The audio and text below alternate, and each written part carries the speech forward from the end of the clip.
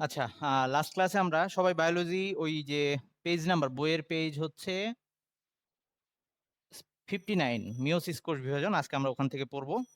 আগের দিন আমরা কোষ বিভাজনের মাইটোসিস পড়ছিলাম। সো মাইটোসিস কোষ বিভাজনটা ছিল আই মিন আমাদের দেহ কোষ বিভাজিত হইতো। দেহের গঠন করার কাজটা ছিল এই মাইটোসিস কোষ বিভাজনের।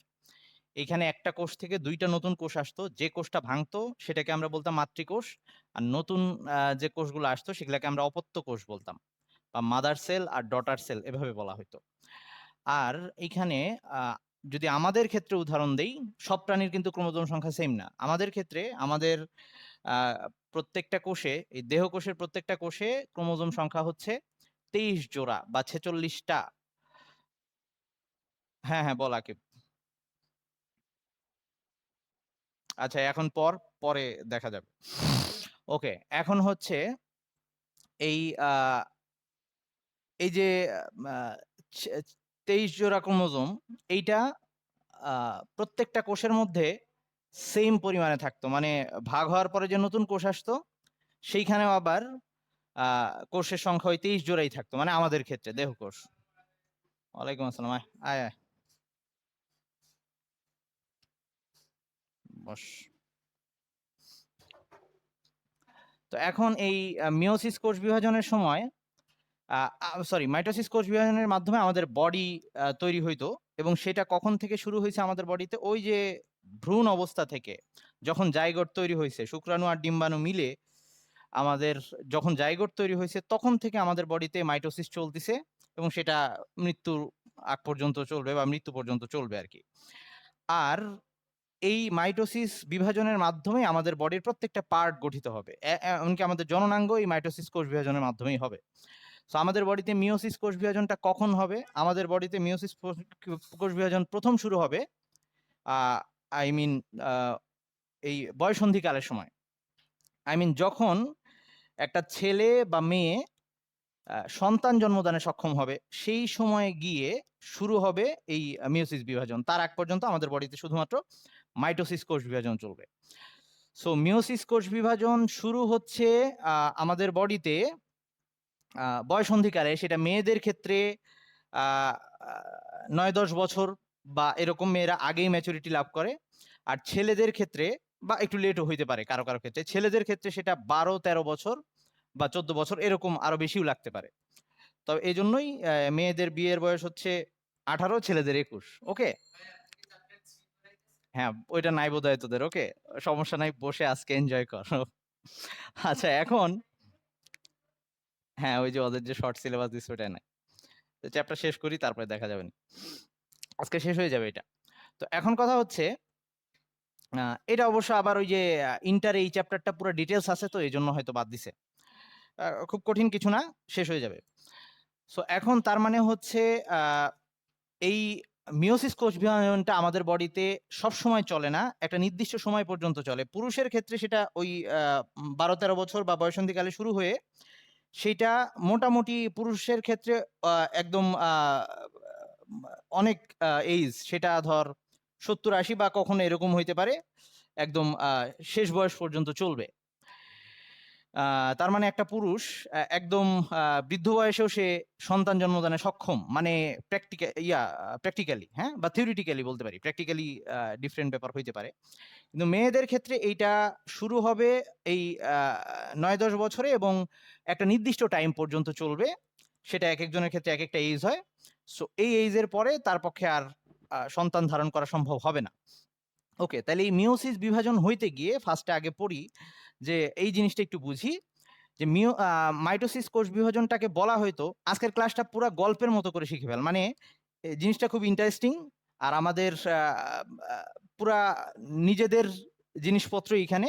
আর একই সাথে এই জিনিসটা আবার আমাদের সামনে বিভিন্ন চ্যাপ্টার পড়তে গিয়ে, আয়, ওয়ালাইকুম আসসালাম, ঢোক, সমস্যা, সামনে আমাদের বিভিন্ন চ্যাপ্টার পড়তে গিয়ে এই চ্যাপ্টারের কথাগুলা বারবার আমাকে রিপিট করতে হবে। সো এই চ্যাপ্টারটা, ওই আকিব, তোর জন্য এই চ্যাপ্টারটা জরুরি, তোর জন্য এই চ্যাপ্টার জরুরি, কারণ সামনের চ্যাপ্টারগুলা বুঝতে গিয়ে আমাদের এই জিনিসগুলা রিপিট করতে হবে, তখন যাতে বুঝতে পারিস এখানে কি কাহিনী হয়েছিল। ওকে, সো এখন যেটা বলতেছি, প্রথমে হচ্ছে আমাদের আগে মাইটোসিস কোষ বিভাজন আর এটার মধ্যে একটু তুলনাটা বুঝে নেই। মাইটোসিস কোষ বিভাজনে একটা থেকে দুইটা নতুন কোষ আসতো এবং ওয়ালাইকুম আসসালাম। এই মাতৃকোষটা আর এই যে ডটার সেল বা অপত্য কোষ, এই দুইটা কোষের বৈশিষ্ট্য একদম সেম থাকতো এবং এইখানে ক্রোমোজোম সংখ্যা, ধর আমি আমাদের বডির ক্রোমোজোম সংখ্যা দিয়ে বুঝাচ্ছি 46টা বা 23 জোড়া, এইখানে 46, এইখানেও 46টা। ওকে, সো এইটাকে আমরা বলতাম ওই যে সমীকরণিক বা সমীকরণিক যেটাই বলি ওই বিভাজন বলতাম, কারণ সমান থাকতো এইখানে ক্রোমোজোম সংখ্যা। সো আগে একটু বুঝে নেই, যদি আচ্ছা এখানে আরেকটা ব্যাপার হইতো, ক্রোমোজোম একবার ভাগ হইতো, নিউক্লিয়াস একবার ভাগ হইতো, মনে আছে? আচ্ছা, এখন মিওসিস কোষ বিভাজনে এই ব্যাপারটা অর্ধেক হয়ে যায়, এখানে 46 হয় আর মিওসিস কোষ বিভাজনটা 2 ধাপে হয়। প্রথম ধাপে এরকম ভেঙে 2টা হয়, তখন 23টা আর 23টা হয়, তারপরে এরা আবার 2টা ভাগে ভাগ হয়, তখন আবার 23টাই থাকে। আমি কিন্তু আমাদের বডির কথা বলতেছি, অন্য প্রাণীর ক্ষেত্রে অন্যরকম ক্রোমোজোম সংখ্যা হবে। আচ্ছা, আমার এগুলা কোষগুলা ছোট বড় হইলে মাইন্ড করিস না, একই রকম হবে অবশ্য, 23টাই থাকে। ওকে, সো 2 ধাপে এরকম 2টা ধাপে মিওসিস কোষ বিভাজনটা হয়। এখন আগে ফার্স্টে পড়ে আসি যে অর্ধেক হয়ে যাওয়ার রিজন কি, অর্ধেক কেন হইলো, অর্ধেক না হইলে কি ঝামেলা হইতো। ধর এটা হচ্ছে আমি, হ্যাঁ, আর এটা হচ্ছে আমার সেই, ওকে, বা আমার রানী আর কি। অবশ্য রানী আলোতে পড়ে আর দেখা যাচ্ছে না রানীকে, দ্বারা আমি একটু ভালো জায়গায় আঁকি। আচ্ছা, এটাকে আমি কেটে দিচ্ছি, হ্যাঁ।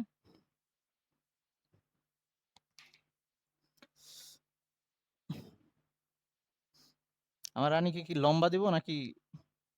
আচ্ছা থাকুক, আমার সমানই দিলাম। ওকে, তো এখন কথা হচ্ছে, তো আমরা দুইজন চিন্তা করলাম যে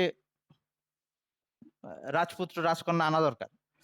তো এখন আমাদের যেটা করতে হবে, সো আমাদের যখন আমাদের প্রজন্ম যেটা আসবে, তো আমার বডির কোষে প্রত্যেকটা কোষে ক্রোমোজোম হচ্ছে 46টা করে, ওর বডিরও প্রত্যেকটা কোষে ক্রোমোজোম সংখ্যা হচ্ছে 46টা করে। এখন যদি এরকম হইতো, এই যে পুংজনন কোষ আর স্ত্রী জনন কোষ, যেটাকে আমরা শুক্রাণু আর ডিম্বাণু বলি, শুক্রাণু আর ডিম্বাণু, বা এগুলাকে গ্যামেট বলা হয়।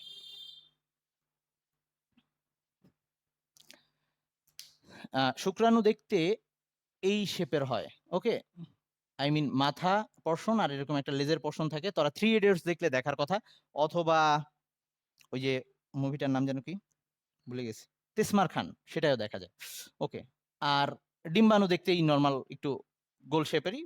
তো এখন যদি এরকম হইতো, আমাদের বডির কোষে ক্রোমোজোম সংখ্যা 46টা করে, এখন যদি এরকম হইতো যে আমার রানীর ডিম্বাণুতে 46টা ক্রোমোজোম আর এইখানেও 46টা ক্রোমোজোম, এখন এই দুইটা মিলে আমাদের যে প্রজন্মটা আসতো, প্রথম প্রজন্ম, আমার যে প্রিন্স বা প্রিন্সেস যেটাই হোক, সেটা ইয়া বিশাল হইতো, আমাদের চেয়ে বড়সড় হয়ে যেত।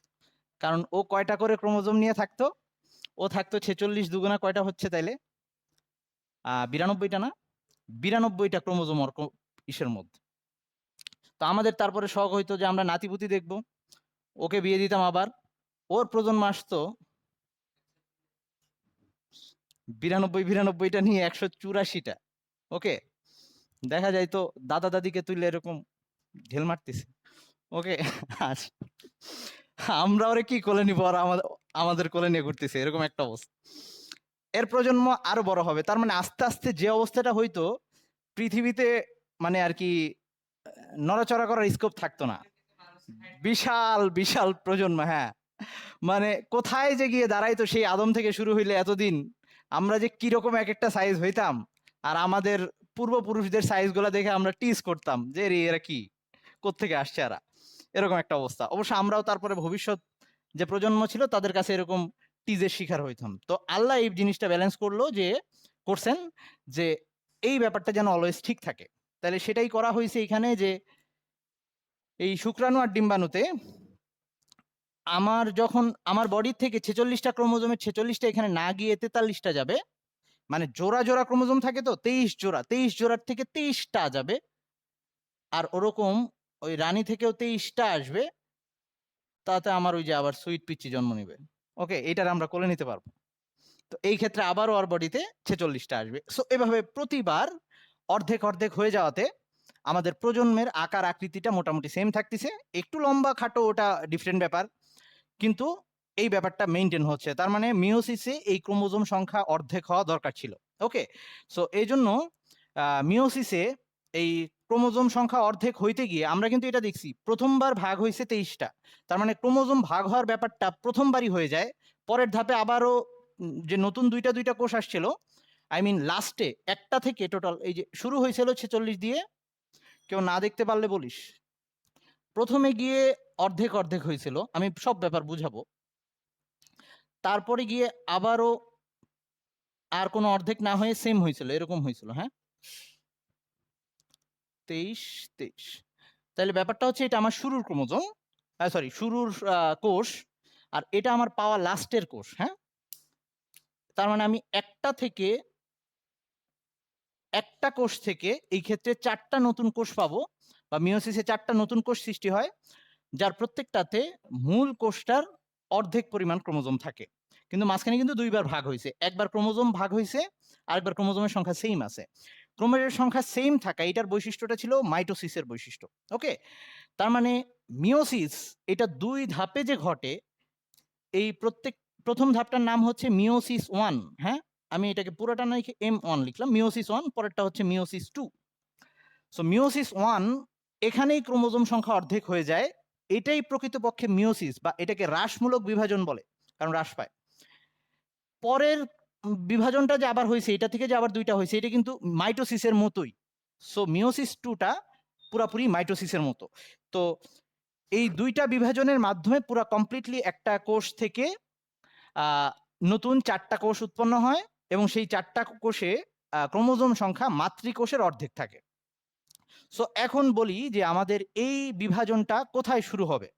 সো এটা দুই ক্ষেত্রেই, পুরুষের ক্ষেত্রে শুক্রাশয়ের যে দেহকোষ আছে সেখান থেকে, আমি আরো ডিটেলস বলবো, আর মেয়েদের ক্ষেত্রে ডিম্বাশয়ের দেহকোষ থেকে। মানে আমি আগেই বলছি যে আমাদের বডি ডেভেলপ হচ্ছে মাইটোসিস কোষ বিভাজনের মাধ্যমে। সো আমাদের শুক্রাশয়, মেয়েদের ক্ষেত্রে ডিম্বাশয়, এই জিনিসগুলো গঠিত হয়েছে মাইটোসিস কোষ বিভাজনের মাধ্যমে।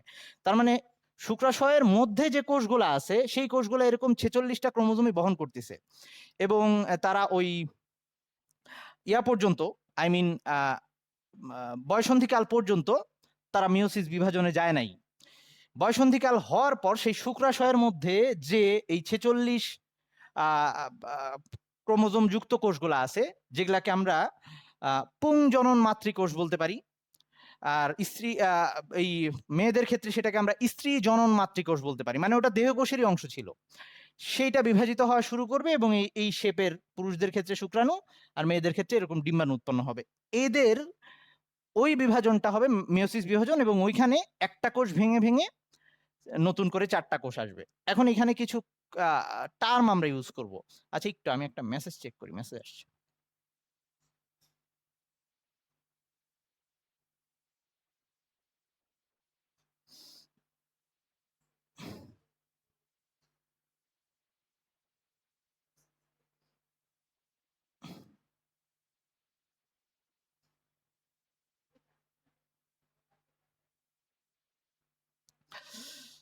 ওকে, কি যেন বলতেছিলাম।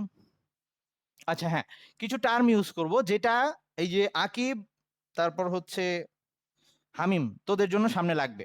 ওকে, আমি সবার জন্যই লাগবে পরের চ্যাপ্টারগুলো বোঝার জন্য। এই যে যখন একটা কোষের মধ্যে এরকম জোড়া অবস্থায় ক্রোমোজোম থাকে, জোড় সংখ্যক ক্রোমোজোম থাকে, যেমন আমরা বলতেছি 23 জোড়া, এই আমার বডির প্রত্যেকটা কোষে যে 23 জোড়া ক্রোমোজোম, এর মধ্যে 23টা আসছে আমার আব্বু থেকে, বাকি 23টা আসছে আম্মু থেকে, এসে টোটাল 46টা হয়েছে। এখন আমার বডির মধ্যে এই যে জোড়া জোড়া ক্রোমোজোম কোষের মধ্যে, দেহকোষের মধ্যে, এই অবস্থাটাকে আমরা বলবো ডিপ্লয়েড অবস্থা। এই অবস্থাটাকে আমরা বলবো ডিপ্লয়েড অবস্থা। এই জিনিসগুলা বোঝা লাগবে, সামনে বারবার এগুলা আবার সামনে গিয়ে লাগবে। হ্যাঁ, ডিপ্লয়েড অবস্থা বলা হবে। হ্যাঁ, ডিপ্লয়েড মানে হচ্ছে টয়েজ এন শব্দটা, টয়েজ এন কথার মানে আশা করি তোরা এখন বুঝিস যে এন এর মান আমি যাই বসাই না কেন, 1 2 3 4 যাই বসাই, ওইটা সবসময় জোড় সংখ্যা আসবে, তাই না? ওকে, তাহলে যখন কোষের মধ্যে এরকম জোড়া ক্রোমোজোম থাকবে, তার মানে আমাদের দেহ কোষে, তখন সেটাকে, আমি একটু জানালাটা অফ করে দিত, তো তখন আমাদের ওই কোষটাকে ডিপ্লয়েড অবস্থা বলবো। ওকে, আচ্ছা। আর যখন, তার মানে আমাদের দেহের সবগুলা কোষ বা দেহ কোষ সবসময় ডিপ্লয়েড অবস্থায় থাকে, তার মানে এদের মধ্যে ক্রোমোজোম জোড় সংখ্যক থাকে। যখন এটা অর্ধেক হয়ে যাবে, 23টা হয়ে যাবে, এই অবস্থা হয়ে যাবে, বা ডিম্বাণু আর শুক্রাণু তাদের মধ্যে যে 23টা করে ক্রোমোজোম, তখন আমরা এটাকে হ্যাপ্লয়েড অবস্থা বলবো, হ্যাপ্লয়েড। ওকে, এন মানে ওইখানে বিজোড় সংখ্যক ক্রোমোজোম। মানুষের বডিতে বা আমাদের ক্ষেত্রে সেটা 23টা করে থাকবে। ওকে, আচ্ছা। এইটুক পর্যন্ত কারো কোনো কোশ্চেন আছে কিনা? তোদের কোনো কোশ্চেন আছে? কেউ কোনো হ্যাসিটেট করবি না, আমি যেমনি ফ্রিলি বলতেছি তোরাও এরকম ফ্রিলি কোশ্চেন করবি। বল, কারো কোনো কোশ্চেন আছে কিনা? আকিব, বুঝছিস কিছু? ভালো করে বুঝা লাগবে তো, নাহলে তোর বাচ্চাদের বুঝাবি কেমনে পরে। এই কয়েকদিন আগে আমার ওই যে ছোট ভাগ্নে ক্লাস 8-এ পড়ে, ও এসে আমাকে বলতিছে যে ওদের 8-এর বইয়ে মিওসিস কোষ বিভাজনটা আছে। তোর, হ্যাঁ তুই এখন অফ যা, আমি বলি। তো বলছে যে আমাকে এসে বলতেছে, আমার বাসায় আসছে, তো আমার বাসায় এসে হুট করে বলতেছে এই মিওসিস কোষ বিভাজনটা আমাকে একটু বুঝাবো তো। তো আমি বলছি কেন, তোর আছে নাকি? বললো যে হ্যাঁ আছে। বললাম স্যার পড়ায় নাই? বলে স্যার কি বললো বুঝি নাই, স্যার বেশি কিছু বলে নাই, মাইটোসিস বুঝছি, ওটা বুঝি নাই। আচ্ছা, তো তারপরে আমি জিজ্ঞেস করলাম যে তোর স্যার কিসে পড়ে? তো বললো আর্টসের কোনো একটা সাবজেক্টে পড়ে আর কি। তো আর্টসের পোলাপান এমনিতেই নর্মালি এই বায়োলজি একটু কমই ইয়ার কথা, তো তাছাড়াও সে বিশেষ কিছু হয়তো বলে নাই। তো আমি বললাম যে ঠিক আছে, উনি বুঝাইতে পারবেন, এটাই স্বাভাবিক। তো ফার্স্টেই ও বললো যে এখন বুঝাও, এরকম একটা অবস্থা। সে খুব এক্সাইটেড। তো আমি আমার রুমের মধ্যে শুয়ে আছি, আমার পাশে আমার বোনটাও শুয়ে আছে। সো ও আমাকে যখন জিজ্ঞেস করছে, তো আমি ফার্স্টে জিজ্ঞেস করছি যে তোর ও বলছে যে হ্যাঁ মিওসিসের মাধ্যমে কি হয়। আমি বলছি যে এই প্রক্রিয়ায় শুক্রাণু আর ডিম্বাণু উৎপন্ন হয়। তো জিজ্ঞেস করলো শুক্রাণু কি? তো এখন তো আমাকে ভাঙতে হবে। আমাকে তো আর আগেকার দিনের বাচ্চাদের যেমন বলা হইতো যে যদি মা বাপকে গিয়ে জিজ্ঞেস করতো, বা এখনো হয়তো হয় এরকম, যে আম্মু আমি কেমনে হয়েছি, ওই তোমাকে, আমরা সকালবেলা তোমার আব্বুর সাথে আমি হাঁটতেছিলাম, হঠাৎ করে আকাশ থেকে একজন নেমে এসে তোমাকে দিয়ে গেল আমাদের। এরকম হাজাইরা গল্প এখনকার পোলা পানরে বললে ওরা এটা মানবে না। ওকে, সো এগুলা সবসময় ঠিক নলেজ আমি যদি তোদেরকে না দেই, আমি যদি সঠিকটা না বুঝাই, তুই কি করবি? তুই তোর ফ্রেন্ডে যে জিজ্ঞেস করবি, ফ্রেন্ডও তো তোর লেভেলই, ও উল্টা পাল্টা একটা বুঝাই দেবে, তোর মাথায় ওটাই থাকবে। অথবা তুই নেটে সার্চ দিবি, এবং নেটে হয়তো তুই ইনফরমেশন এমন এমন পাবি যেগুলো তোর আরো মাথা খারাপ করে দিতে পারে। সো এই ব্যাপারটার ক্ষেত্রে হ্যাসিটেট করা উচিত না, এগুলো অবশ্যই ঠিকঠাক ভাবে আমাদের জানা উচিত। তো ওকে আমি বুঝাচ্ছিলাম যখন, তা আমার বোনটা একটু হ্যাসিটেট করতেছিল। আমি ওগুলাকে কেয়ার করি না। ও ঘুমায় নাই আমি বুঝতেছি, বাট ও ঘুমের ভাব ধরে মুখের মধ্যে বালিশ চাপা দিয়েছিল, মানে ওর হাসি আসতেছে, কিন্তু আমাকে হাসিটা দেখাবে না। আমার বোন ওই ভার্সিটিতেই পড়ে আর কি, অনার্স শেষ হয়েছে আমার সাথেই। তো এবার আমার ওই ভাগ্নের নাম হচ্ছে আনান। ও আমাকে আবার বলেও রাখছে এই ক্লাসগুলো রেকর্ড করে রাখতে, আমি যেহেতু রেকর্ড করে রাখতেছি এটাও ও দেখবে হয়তো। তো এখন ও ও যখন আমাকে এগুলা জিজ্ঞেস করতেছে, আমি যখন অ্যান্সার দিচ্ছি, আর আমি তো পুরো বোল্ডলি, কোনো কিছু আমার মুখে আটকায় না। সো আমার বোন একটু পরে ফিক করে হেসে দিছে, মানে আর ও আটকায় রাখতে পারে না, এদিকে আনানো হাসে, ও হাসতেছে। তো এই জিনিসগুলাকে এরকম করে আমরা অ্যাভয়েড করে গেলে ঝামেলা। এই জিনিসগুলো আমাদের বুঝতে হবে, ঠিকঠাক ভাবে বুঝতে হবে। এগুলা যত ভালো করে বুঝবো, আল্লাহকে তত ভালো করে চিনবো। ওকে, এই চমৎকার একটা মেকানিজম দিয়ে আমরা আসছি দুনিয়ায়। ওই বললো যে আকাশ থেকে একজনে দিয়ে গেছে, অথবা হাঁটতেছিল ওই যে রেল লাইন, এই যে খিলগাঁও রেল গেটের ওখানে পাওয়া গেছে, এসব গল্প কিন্তু এখন পোলাপান বিশ্বাস করবে না। আবার ওই আরেকটা, মানে অনেক একটা ভুল ধারণা নিয়ে বড় হওয়া, যে এটা সবচেয়ে, মানে আমি ফেস করে আসছি, যে আমি হইছি কোত্থেকে, বা আমি বের হইছি কোত্থেকে, বলা হয়তো পেট থেকে বের হইছি, কথাটা পুরোপুরি ঠিক না। আচ্ছা, সো এরকম আমার লাইফে আমি যেগুলা কোশ্চেন নিয়ে, আমার একটা সুবিধা ছিল, আমার বড় ভাই বোন ছিল এবং তারা যথেষ্ট ফ্র্যাঙ্ক ছিল। তারা আমাকে সবকিছু ডিটেলস বলছে, তারা এগুলাতে কোনো রকম হেসিটেট করে নাই। এবং আমার আব্বু এই দিক দিয়ে অনেক স্মার্ট ছিল, উনি এইসব নিয়ে খোলাখুলি আলোচনা করতেন, এবং এটাই উচিত, বা এটা আমাদের ইসলামী দৃষ্টিকোণ এটাই বলতিছে। ঠিকটা জানাও, এটা তো সত্য। সো এই ক্ষেত্রে তোরা হ্যাসিটেট করিস না, ওকে? আচ্ছা, তো কি যেন বলতেছিলাম এখন, গল্প তো ভুলে গেছি। হ্যাঁ, কিসের কথা? আচ্ছা, টয়েজ এন আর এন, ওই হ্যাপ্লয়েড আর ডিপ্লয়েড, এই কথাগুলো আমাদের বারবার আসবে উদ্ভিদের ক্ষেত্রেও প্রাণীর ক্ষেত্রেও। আচ্ছা, তো এইবার এখন আসি আমাদের যদি এবার আরেকটু কিছু ছোটখাটো কথা বলে আমি তারপর ভিডিও দেখালে পুরো জিনিসটা ক্লিয়ার হয়ে যাবে কিভাবে জিনিসটা হচ্ছে। এবং আমি যখন তোদেরকে নবম অধ্যায় না 11 অধ্যায় যখন প্রজনন পড়াবো, পুরা সাইকেলটা দেখাবো, কিভাবে আমরা দুনিয়াতে আসছি পুরো ব্যাপারটাই দেখাবো আমি ইনশাআল্লাহ। আচ্ছা, এবার আসি এই যে ইসের ক্ষেত্রে আমাদের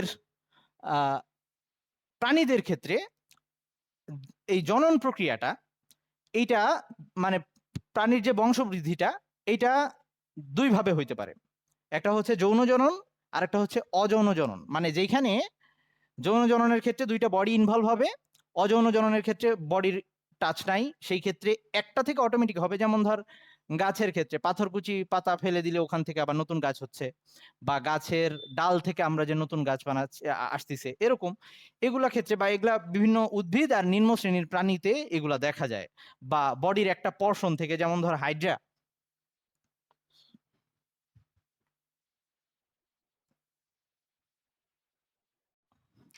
হাইড্রার ক্ষেত্রে এরকম ব্যাপারটা হয়। হাইড্রা দেখতে এরকম, তোরা কি হাইড্রা নাম শুনছিস কিনা? আচ্ছা,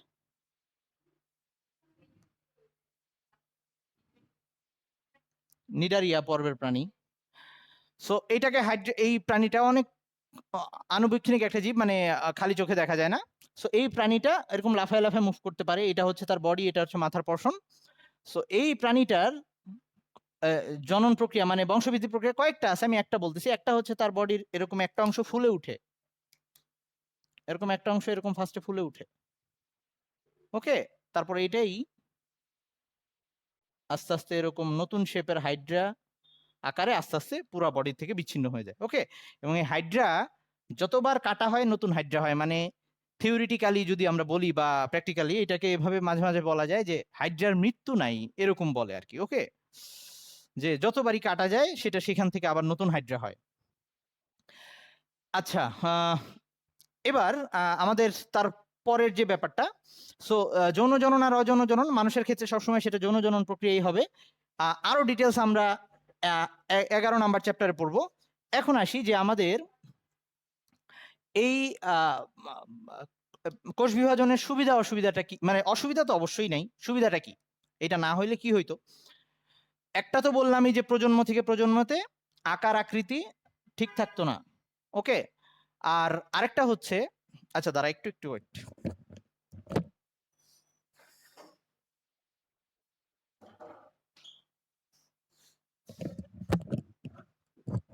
আরেকটা হচ্ছে আমরা এই যে আমাদের বাবা মার বৈশিষ্ট্য পাচ্ছি, প্রজন্ম থেকে প্রজন্মে যে বৈশিষ্ট্য যাচ্ছে, এটা যাচ্ছে আমাদের এই মিওসিস কোষ বিভাজনের মাধ্যমে।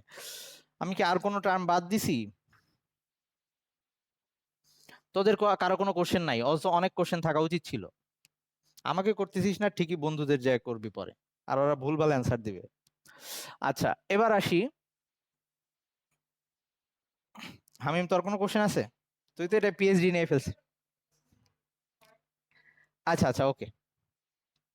এবার আসি, আমি এখন এই পুরো প্রক্রিয়াটাকে আমি ধাপ এই ভিডিওটা দেখাবো, ভিডিও দেখাইলে তোরা পুরোটা বুঝে যাবি। সো কয় মিনিট আছে আর? আচ্ছা, মিটিং এন্ড হয়ে গেলে আবার জয়েন দিস, আমি তাহলে ভিডিওটা আগে অন করি, করতেছি। আমাদের এই মিওসিস বিভাজনে এইখানে যে ছবিটা দেখা যাচ্ছে, এটা হচ্ছে এই মাঝখানের যে ডিম আকৃতির যেটা, সেটা হচ্ছে মানে এটা একদম বাস্তব চিত্র। হ্যাঁ, আমাদের বডিতে যেটা হয় সেটা মাইক্রোস্কোপ দিয়ে চিত্রটা তোলা, বাস্তব চিত্র। এটা হচ্ছে ডিম্বাণু, আর পাশ দিয়ে যে পোকার মতো দেখতেছিস ওগুলা হচ্ছে শুক্রাণু। অসংখ্য শুক্রাণু এসে ডিম্বাণুর পাশে ফার্স্টে ভিড় জমায়। 11 নাম্বার চ্যাপ্টারে এটারও ভিডিও দেখাবো আমি, ওকে? তো তো তারপরে যে কোনো একটা শুক্রাণু, এখানে আমি যেমন আমাকে দিয়ে বুঝাইলাম, এখানে এরকম বিড়াল দিয়ে বোঝানো হয়েছে। এখানে একটা হচ্ছে মেল আর একটা ফিমেল। মেল ফিমেল কিভাবে চেনা যায় এই সাইনটা একটু জেনে রাখ। এই যে বা সাইডেরটা যেটার মধ্যে ওই উপরে তীর অ্যারো দেওয়া, ওটা হচ্ছে মেল, হ্যাঁ, বা পুরুষ বিড়াল। পাশেরটা হচ্ছে ফিমেল বা স্ত্রী বিড়াল আর কি। তো এই ক্ষেত্রে এই সাইনটারও একটা তাৎপর্য আছে, যেটার উপরে তীর সাইনটা দেওয়া, এটা গ্রিক থেকে আসছে। গ্রিকদের আগে পুরুষরা সবসময় যুদ্ধ বিগ্রহ করতো, মানে যুদ্ধ নিয়ে থাকতো, সো ওদের কাঁধে যে তীর থাকতো সেই তীরের ফলাটা এখান দিয়ে বেরোয় আছে।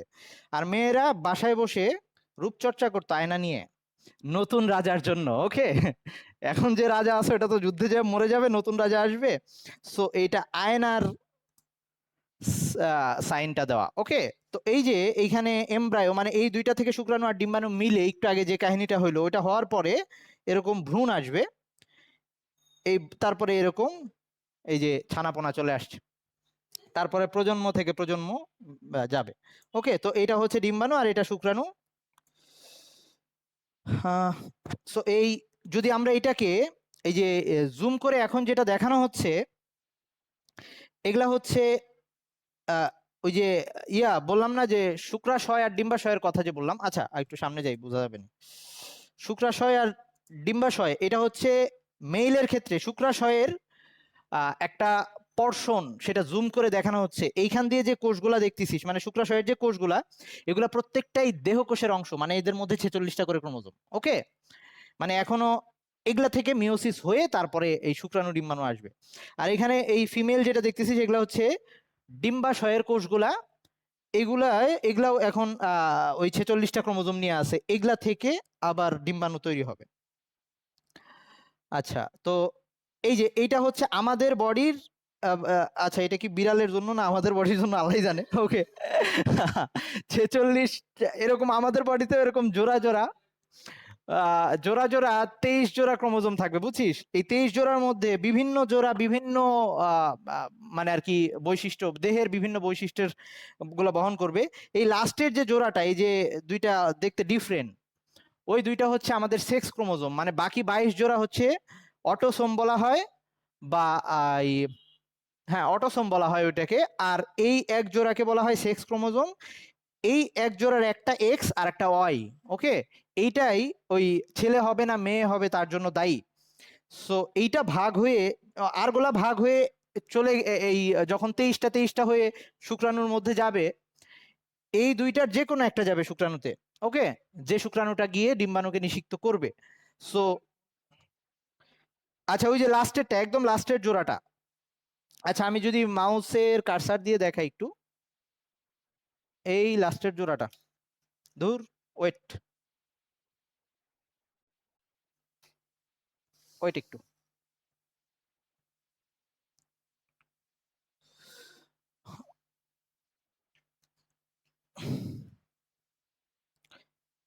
এই যে এই জোড়াটা দেখতেছিস, আমি কারসার রাখছি ওখানে।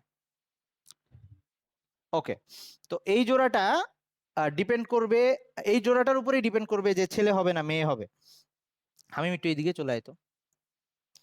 ওকে, এইবার দেখ, এই যে আমি লিখে দিছিলাম টয়জেন টয়জেন এই কথাগুলা, এইখানে উপরে দেখ এই যে মেল আর ফিমেল এই কোষগুলোর মধ্যে টয়জেন লেখা, মানে ওখানে জোড় সংখ্যক ক্রোমোজোম। তারপরে যে শুক্রাণু আর ডিম্বাণুগুলো আসবে, এটার মধ্যে এন লেখা, মানে এরা ওই বিজোড় সংখ্যক ক্রোমোজোম 23টা হয়ে যাবে। এই যে একটাই এক্স চলে গেল আর একটা ওয়াই এরকম কিছু একটা চলে গেছে। ওকে, এরকম আর কি এক্স ওয়াই গুলো আলাদা হয়ে যাবে। ওকে, তাইলে এইটা হচ্ছে মিওসিসের ধাপগুলো। এখন আমি আসি। আচ্ছা, ওই যে ইন্টারফেজ, ইন্টারফেস ছিল কোষ বিভাজন হওয়ার আগে যে প্রস্তুতি নেয়, সেই ব্যাপারটা ছিল ইন্টারফেজ। ওটা নিয়ে বেশি মাথা ব্যথার দরকার নেই আমাদের। একটা কোষ ফার্স্টে ওই যে প্রস্তুতি নিবে, নেওয়ার পরে এই প্রস্তুতিমূলক পর্যায়ে বিভিন্ন কাহিনী ঘটবে। সেই কাহিনীগুলো আমি একটু তাদের দেখাচ্ছি। এই যে তারপরে দুইটা ধাপ হবে, একটা হচ্ছে মিওসিস 1, তারপরে হচ্ছে মিওসিস 2। এখন আসি মিওসিস 1-এর মধ্যে কি কি কাহিনী হবে। দেখ এইখানে আমাদের বডির মধ্যে যে এখানে কিন্তু 4টা ক্রোমোজোমকে 2 ভাগে ভাগ করে ফেলা হয়েছে, মানে আমাদের বডির মধ্যে যে টোটাল 23 জোড়া ক্রোমোজোম ছিল, তারা এই যে দুই পাশে 23টা করে এরকম আলাদা হয়ে গেছে। তারপরে নতুন 2টা কোষ আসবে, এই দেখ নতুন 2টা কোষ আসলো। এখানে এখন ক্রোমোজোম অর্ধেক অর্ধেক হয়ে গেছে, 4টা দিয়ে দেখাইছিলাম, 2টা হয়ে গেছে। এখানে কিসের বিভাজন হইলো? নিউক্লিয়াসের বিভাজনও হইলো, ক্রোমোজোমের বিভাজনও হইলো, তাই না? ওকে, তাহলে ক্রোমোজোম কিন্তু একবার বিভাজিত হয়েছে, নিউক্লিয়াসও একবার বিভাজিত হয়েছে, একটু মাথায় রাখিস। পরের ধাপে এই যে ওখান থেকে যে 2টা কোষ আসছে, এই 2টা কোষের আবার মিওসিস 2 হবে। এইটা পুরাই মাইটোসিসের মতো, মাইটোসিসের যে 5টা ধাপ হয় এদেরও সেই 5টা ধাপ হবে। এবং হওয়ার পর এবার যে 2টা কোষ আসছে, এই মানে টোটাল 4টা যে কোষ আসছে, এই 4টা কোষের মধ্যে ক্রোমোজোম সংখ্যা আগেরটা সমান ছিল। ওকে, এইখানে যেটা দেখাইছে পরাগরেণু, মানে উদ্ভিদের ক্ষেত্রে এটা দেখাইছে আর কি। হ্যাঁ, শুরু করলো বিড়াল দিয়ে, এখন ঢুকে গেছে গাছে, কিছু বুঝলাম না। ওকে, আচ্ছা, যা হোক, এটা নিয়েও বলবো নি, ওই যে চ্যাপ্টার 11-এই আছে আবার এটা নিয়ে। সো এখন আমাদের যে ব্যাপারটা দাঁড়াইলো, তার মানে ক্রোমোজোম প্রথম ধাপে একবার ভাগ হয়ে গেছিল, আর পরের ধাপে আরেকবার নিউক্লিয়াস 2বার ভাগ হয়েছে। প্রথম ধাপে একবার, পরের ধাপে আরেকবার, কিন্তু ক্রোমোজোম শুধু ফার্স্টের ধাপেই ভাগ হয়েছে। সো মিওসিসের ক্ষেত্রে এই ব্যাপারটা, দ্বারা আমি এইখানে ভিডিওতে আবার আসতেছি, তার আগে এই কথাটা বলে নেই। মিওসিসের ক্ষেত্রে এটা খুব ইম্পর্টেন্ট যে ক্রোমোজোম ভাগ হবে একবার, নিউক্লিয়াস ভাগ হবে 2বার। এটাকে কিভাবে মনে রাখবে? আমরা যদি এই যে বর্ণমালার ক্রম দিয়ে মনে রাখি, ইংরেজি বর্ণমালার ক্রম দিয়ে, যে ক্রোমোজোমের সি, নিউক্লিয়াসের এন, সি আগে এন পরে। সো সি একবার ভাগ হবে, এন 2বার ভাগ হবে, এটা একটু মনে রাখিস। কিন্তু মাইটোসিসের মধ্যে ক্রোমোজোম আর নিউক্লিয়াস একবারই ভাগ হয়। আচ্ছা, সো আমি এখন মিওসিস 1টা দেখাচ্ছি। মিওসিস 1টা যেটার মধ্যে অ্যাকচুয়ালি নিউক্লিয়াস ভাগ হয়, সরি, ক্রোমোজোম সংখ্যা অর্ধেক হয়ে যায়, সেই ভাগটা আবার 5টা ধাপে, ওই যে প্রোফেজ যে ছিল, প্রোফেজ মাইটোসিসের যে নামগুলো ছিল এইখানেও সেম নাম, শুধু এইখানে 1 প্রত্যেকটার সাথে 1 থাকবে। যেমন প্রোফেজ 1, প্রোফেজ 1-এ এই যে নিউক্লিয়াসগুলা, এই সরি ক্রোমোজোমগুলা এরকম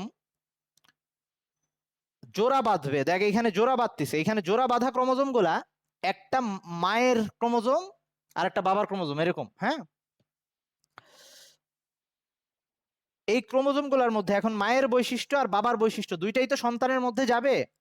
এই যে এখানে এক দেখিস বৈশিষ্ট্যগুলা চেঞ্জ হবে, আমি দেখাচ্ছি। তোদের এটা বেশি জানার দরকার নাই, খালি ভিডিওটা দেখ। এই দেখ এখন যে নতুন ক্রোমোজোমগুলো হয়েছে ডিফারেন্ট না, লাল নীল দুইটা এক জায়গায় হয়ে গেছে না, যে জায়গাগুলোতে তারা ক্রস করছে। তার মানে মায়ের বৈশিষ্ট্য আর বাবার বৈশিষ্ট্য এখন এক জায়গায় হয়ে গেছে ক্রোমোজোমগুলোর মধ্যে। এই ব্যাপারটাকে বলে ক্রসিং ওভার, একটার সাথে আরেকটা ক্রস করা। আচ্ছা, এই ব্যাপারটা প্রোফেজের মধ্যে ঘটে, প্রোফেজ 1-এর মধ্যে ঘটে, মানে মিওসিস 1-এ। ওকে, তার মানে আগে ক্রোমোজোমগুলো এরকম ছিল, এখন দেখতে এরকম হয়ে গেছে। আচ্ছা, তো এই প্রোফেজের মধ্যে যেমন ওই যে আস্তে আস্তে নিউক্লিয়াস অদৃশ্য হয়ে যায়, তো এখানেও তাই হবে। নিউক্লিওলাস অদৃশ্য হয়ে যায়, তো এখানেও তাই হবে। স্পিন্ডল যন্ত্র সৃষ্টি হওয়া, সেগুলোও হবে। বাট এবার ডিফারেন্সটা কোথায়? আগের বার আমরা যখন মাইটোসিসে ভাগ হওয়া দেখছিলাম, তখন একটা ক্রোমোজোমেরই 2টা সুতা আলাদা হয়ে গেছিল, মনে আছে? এইবার তা না হয়ে এই যে 4টা ক্রোমোজোম আলাদা আলাদা, এই যে যারা জোড়া গঠন করছিল, এটা মেটাফেজের মধ্যে হচ্ছে, এই যে এখন 2টা করে হয়ে যাবে। 4টা ক্রোমোজোম অর্ধেক হয়ে যাবে, 2টা হয়ে 2 মেরুতে অবস্থান নেবে। আগের বার এই ব্যাপারটা ঘটে নাই, আগের বার সেন্ট্রোমিয়ার থেকে ভাগ হয়ে গেছিল, মানে একটা ক্রোমোজোমের 2টা সুতা 2 দিকে চলে গেছিল, এরকম হয়েছিল মাইটোসিসে। কিন্তু এবার সেটা হইলো না। ওকে, সো এইখানেই মেইনলি মিওসিসটা ঘটছে, 46টা ক্রোমোজোম 23টা হয়ে গেছে। আচ্ছা, এইবার আবার ওই যে 2 প্রান্তে নিউক্লিয়াস আসবে, তার মানে এই ধাপটাতে যা হইলো, ক্রোমোজোম একবার ভাগ হইলো, নিউক্লিয়াসও একবার ভাগ হইলো, এটা হচ্ছে মিওসিস 1। এবার মিওসিস 2 শুরু হবে। মিওসিস 2 কোথায় বুঝিস নাই? কোন জায়গায় স্পেসিফিক ভাবে বল। ওইটা মাইটোসিসের কথা বলছি, আগের দিনের ক্লাসের কথা বলছি। আগের দিনে মাইটোসিসে আমরা দেখছিলাম অ্যানাফেজ ধাপে, অ্যানাফেজ না মানে মেটাফেজ ধাপে, ওই যে 2 প্রান্তের দিকে ক্রোমোজোমগুলো যখন সরে যাইতে থাকে, ওখানে ক্রোমোজোমের একটা ক্রোমোজোমের যে 2টা সুতা এক জায়গায় হয়েছিল, ওই 2টা সুতা 2 দিকে চলে যাইতো। এখানে তা হয় নাই, এখানে পুরা 4টা ক্রোমোজোমই আলাদা হয়ে 2টা হয়ে গেছে। তুই মাইটোসিসটা দেখিস, ধরতে পারবি। পরের ধাপে আবার মাইটোসিস আসতেছে, তখন বুঝে যাবি। এই যে এখন এই মিওসিস 2তেই মাইটোসিসটা হবে, এবার খেয়াল করিস, বুঝে যাবি। এই প্রত্যেকটা কোষের মধ্যে এবার ঠিক মাইটোসিসের মতো কাহিনী ঘটবে। আবারও সেন্ট্রিওল আসবে, সেন্ট্রিওল এসে স্পিন্ডল যন্ত্র তৈরি করবে এবং সেন্ট্রোমিয়ার ভাগ হয়ে যাবে, যেটা মাইটোসিসে হইতো। আকিব এখন বুঝে নে, যদি এখন আগেরটা না বুঝিস। দেখ, ক্রোমোজোম 2টা ছিল, এখন ভাগ হওয়ার পরেও ক্রোমোজোম 2টাই থাকবে, কারণ সুতা 2টা আলাদা হয়ে যাবে। আকিব এবার বুঝতেছিস আগেরটার সাথে তফাৎ? ওকে, এবার হ্যাঁ, এবার সেন্ট্রোমিয়ার ভাগ হয়েছে, আগের বার কিন্তু সেন্ট্রোমিয়ার ভাগ হয় নাই। ওকে, এই আবার নতুন আমরা 4টা কোষ পাচ্ছি, মানে 2টা করে কোষ পাইলাম। এটা হচ্ছে মিওসিস 2। আমরা এই যে এখানে 4টা শুক্রাণু আর 4টা ডিম্বাণু, এরকম মানে মেয়েদের ক্ষেত্রে 4টা ডিম্বাণু পাবো।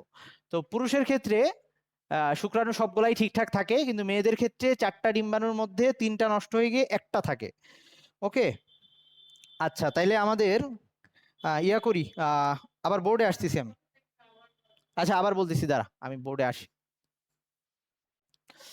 ওকে, লাস্টে যেটা বললাম, এই যে আমাদের তো মিওসিস কোষ বিভাজনের মাধ্যমে একটা কোষ থেকে 4টা করে কোষ আসতেছে, মানে একটা শুক্রাশয়ের কোষ থেকে 4টা করে শুক্রাণু আসবে, এরকম অসংখ্য শুক্রাণু তৈরি হবে পুরুষের বডিতে। এবং যখন এই শুক্রাণুটা স্ত্রী বডিতে যাবে বা ওই মেয়েদের বডিতে যাবে, তখন একসাথে ঝাঁকে ঝাঁকে লাখ লাখ শুক্রাণু একবারে প্রবেশ করবে, কিন্তু ওখান থেকে একটাই পৌঁছাইতে মানে ডিম্বাণুর একদম নিউক্লিয়াস পর্যন্ত পৌঁছাইতে পারবে। আর মেয়েদের ক্ষেত্রে যত ডিম্বাণুই তৈরি হোক না কেন, ওই যে 1টা থেকে 4টা তৈরি হওয়া, আলটিমেটলি একটা ডিম্বাণুই থাকবে, একটা ডিম্বাণুই থাকবে, এবং সেই ডিম্বাণুটাই নিষিক্ত হওয়ার জন্য ওয়েট করবে।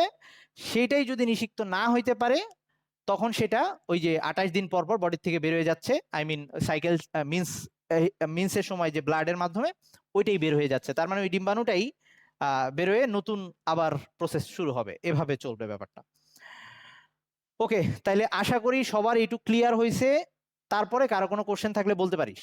আজকে এই চ্যাপ্টারটা শেষ হইলো, আর এই চ্যাপ্টারটা থেকে কোশ্চেন আসলে অবশ্যই অ্যান্সার করবি, কারণ একদমই ইজি।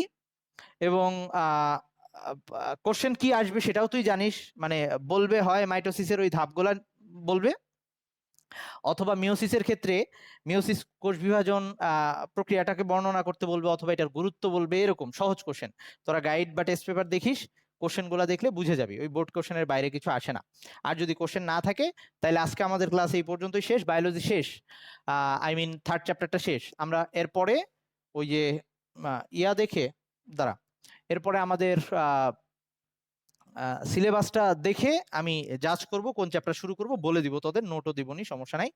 আর হচ্ছে শনিবারে তো আবার ফিজিক্স না, শনিবারে ফিজিক্স ক্লাস। ওকে, নাকি ফিজিক্স, নাকি হ্যাঁ ফিজিক্সই তো। ওকে, ঠিক আছে, তাইলে আল্লাহ হাফেজ।